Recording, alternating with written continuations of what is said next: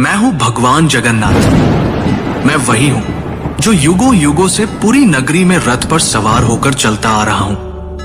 पर आज मैं तुम्हें अपने रहस्य का वो सत्य बताने आया हूं जिसे केवल भाग्यशाली ही जान पाते हैं। लोग मुझे जगन्नाथ कहते हैं, पर क्या तुम जानते हो मैं कौन हूं?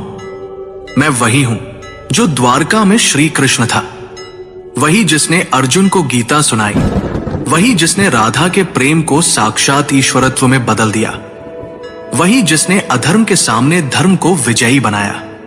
जब द्वारका का अंत हुआ, मेरा पार्थिव शरीर समुद्र में प्रवाहित कर दिया गया, पर मेरा हृदय, मेरा चेतन तत्व नष्ट नहीं हुआ। समुद्र में एक दिव्य काष्ठ पवित्र लकड़ी के रूप में प्रकट हुई और बहती हुई पुरी के तट पर आई। उसी समय राजा इंद्रद्युम्न ने मुझे स्वप्न में देखा।